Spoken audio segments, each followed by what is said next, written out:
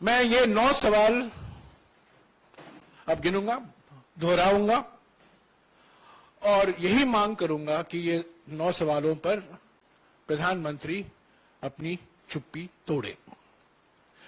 पहला सवाल अर्थव्यवस्था से संबंधित है।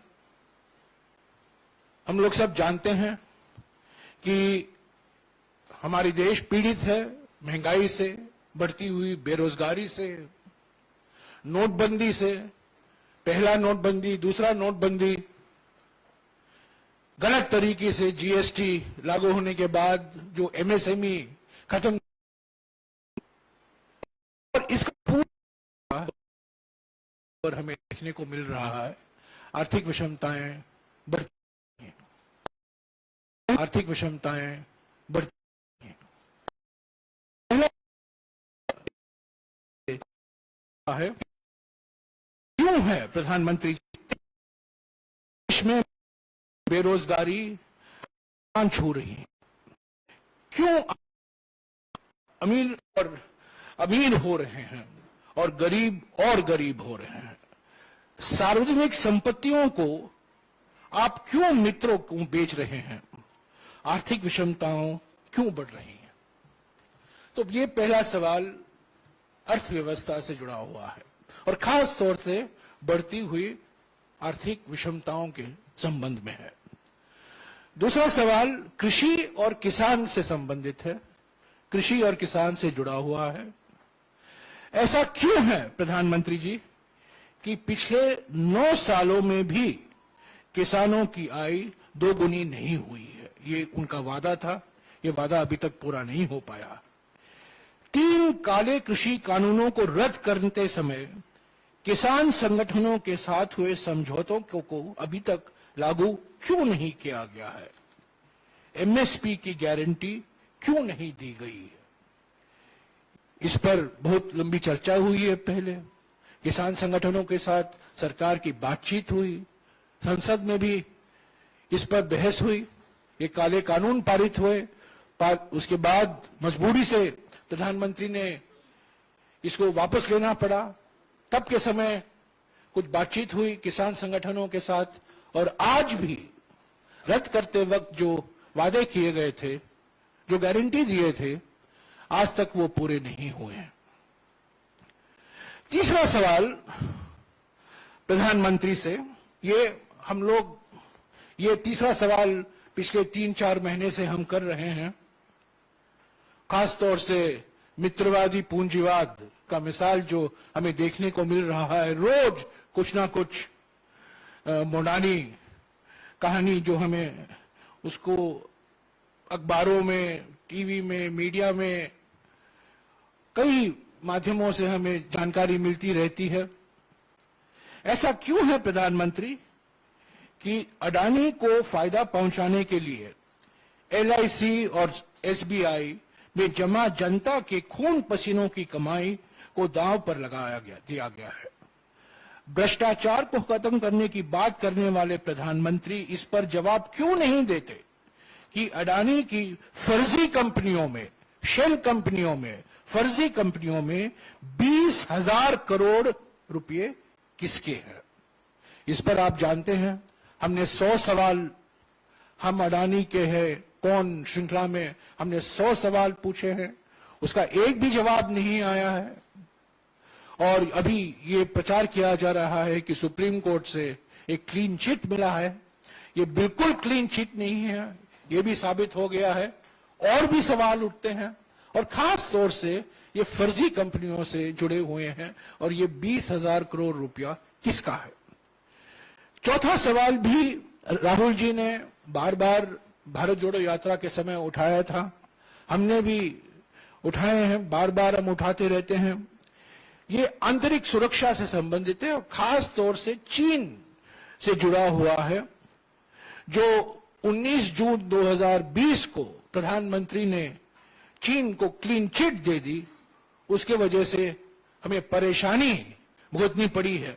और हमारा इस संबंध में सवाल है, ऐसा क्यों है प्रधानमंत्री जी कि चीन को लाल आंख दिखाने की बात करने वाले आप उनको 2020 में क्लीन चिट दे दी, जबकि वो आज भी हमारी जमीन पर कब्जा करके बैठा है। पांचवा सवाल, अभी आप देख रहे हैं मणिपुर में क्या हो रहा है, एक वो अभी नया मिसाल है।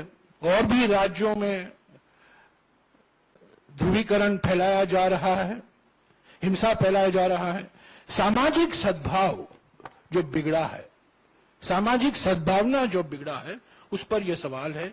ऐसा क्यों है प्रधानमंत्री जी कि चुनावी फायदे के लिए जानबूझकर बंटवारे की राजनीति को हवा दी जा रही है और समाज में डर और माहौल बनाया जा रहा है। एक तरफ राजनीतिक विरोधियों के खिलाफ डर और धमकी, और दूसरी तरफ समाज में अलग अलग धर्म, अलग अलग जाति, अलग अलग भाषा, अलग अलग प्रांत में बंटवारे की राजनीति का उपयोग किया जा रहा है अपनी राजनीतिक मकसद के लिए।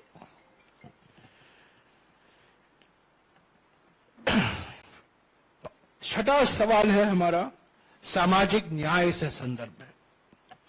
ऐसा क्यों है प्रधानमंत्री जी कि महिलाओं, आप देख रहे हैं जंतर मंतर में, ऐसा क्यों है कि महिलाओं, दलितों, आदिवासियों, ओबीसी और अल्पसंख्यकों के खिलाफ हो रहे अत्याचारों पर आप चुप रहते हैं? जाति जनगणना, कास्ट सेंसस, वो जाति जनगणना की मांग को क्यों नजरअंदाज किया जा रहा है? कांग्रेस अध्यक्ष मल्लिकार्जुन खड़गे जी ने प्रधानमंत्री को भी खत लिखा है, उसका भी जवाब नहीं आया। राहुल जी ने बार बार भारत जोड़ो यात्रा के समय इसकी मांग की। आप जानते हैं जब यूपीए की सरकार थी, हमने जाति जनगणना की थी, पर बहुत से कारणवश जो मैंने पहले आपको बताया है वो प्रकाशित नहीं हो पाया। और हमारी मांग है और अनेक विपक्ष पार्टियों की मांग है कि जाति जनगणना होना जरूरी है, पर यह अभी तक इस पर प्रधानमंत्री ने कुछ कहा नहीं है। लोकतांत्रिक संस्थाएं पर अगला सवाल है। ऐसा क्यों है प्रधानमंत्री कि विपक्षी दलों और नेताओं के खिलाफ बदले की भावना, प्रतिशोध की भावना से कार्रवाई की जा रही है? क्यों जनता द्वारा चुनी हुई विपक्षी दलों की कई सरकारें गिराई गई हैं? पिछले 9 सालों में संवैधानिक और लोकतांत्रिक संस्थाओं को क्यों कमजोर किया जा रहा है? 8वां सवाल, जन कल्याण की योजनाएं, मिसाल के तौर से महात्मा गांधी नरेगा। ऐसा क्यों है प्रधानमंत्री कि बजट में कटौती करके मनरेगा जैसे जन कल्याण की योजनाओं को कमजोर किया गया है? गरीब, आदिवासी एवं जरूरतमंदों के सपनों को क्यों आप कुचला जा रहा है? और हमारा अंतिम सवाल, प्रधानमंत्री को हम याद दिलाना चाहते हैं, कोरोना मिसमैनेजमेंट आज हम भूल गए हैं, पर एक समय था कोरोना महामारी से सारा देश पीड़ित था। ऐसा क्यों है प्रधानमंत्री कि कोरोना के कारण और खास तौर से कोरोना मिसमैनेजमेंट के कारण, कुप्रबंध के कारण 40 लाख लोगों ने अपनी जान गंवाई। 40 लाख लोगों की मौत के बाद भी उनके परिवारों को मुआवजा देने से मना कर दिया गया। क्यों अचानक लॉकडाउन करके लाखों कामगार साथियों के घर को घर जाने के लिए मजबूर किया गया और उन्हें उनके हाल पर छोड़ दिया गया? तो साथियों, ये 9 सवाल हैं, 9 साल के 9 सवाल, भारत जोड़ो यात्रा के 9 सवाल, राहुल जी के 9 सवाल, हमारे कांग्रेस अध्यक्ष के 9 सवाल, कांग्रेस पार्टी के 9 सवाल और देश की जनता का 9 सवाल। तो ये 9 साल हैं, 9 सवाल हैं, और प्रधानमंत्री को, खास तौर से प्रधानमंत्री को चुप्पी तोड़ने की अभी वक्त आ गया है और जरूरी है।